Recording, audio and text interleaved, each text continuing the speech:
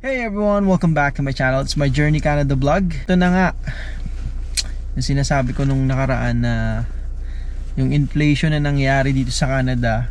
So it started yesterday. I'm not aware na meron palang boycott or pagbo-boycott sa isang malaking grocery stores all over Canada. Dito sa Canada, yung Loblaws. So yung Loblaws dito sa Canada, ito yung may hawak ng karamihan ng mga grocery stores dito sa buong Canada, kagaya nung Canadian Superstore, No Frills, Shoppers Drug Mart. So mostly mga mga pharmacy products. And to be honest, sobrang expensive naman talaga, lalo dun sa Shoppers. Napansin ko halos doble yung price kumpara dun sa major store ng Loblaws, which is yung Canadian Superstore. I'm not sure yung mga kababayan natin na dito sa Canada kung napapansin nila, no? Pero ramdam naman talaga, it's all over the news din. Kahit kami namimili, gaya ng nabanggit ko, nagdoble or more pa yung presyo ng mga bilihin sa pagkain. And yun, and kasama pa pala yung TNT.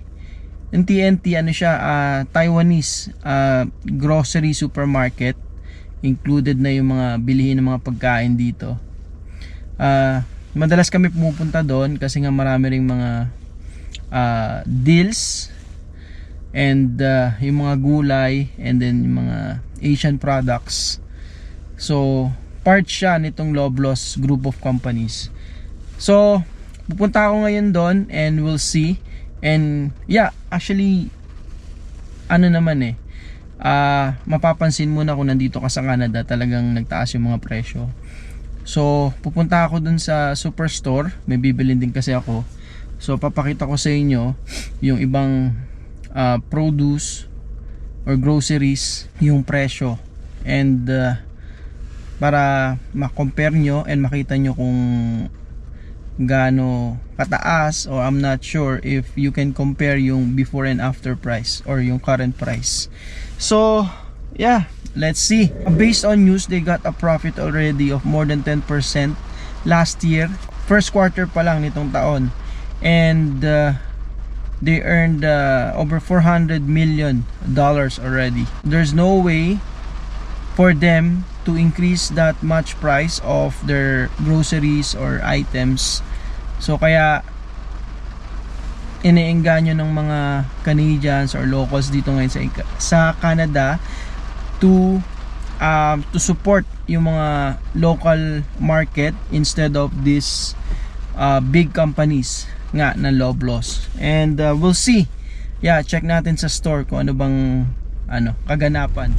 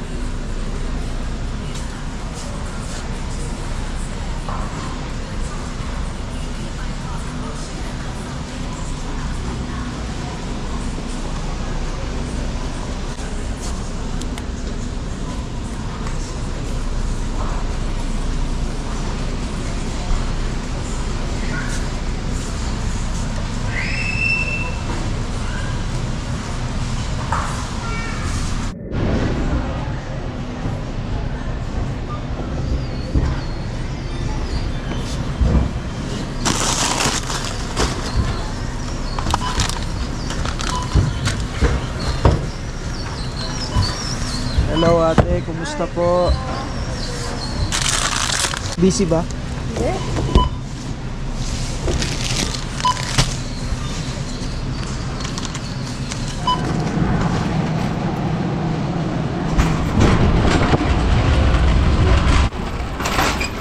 So pakita ko sa inyo. So yung lahat-lahat na yon na binili natin Ito yung receipt. Iniwalay ko na lang, sineparate ko yung ibang items. 36 and 48 cents, and then 27 and 42. Ay, mali ata. 27 and 42 cents. So 63 $63 na yon.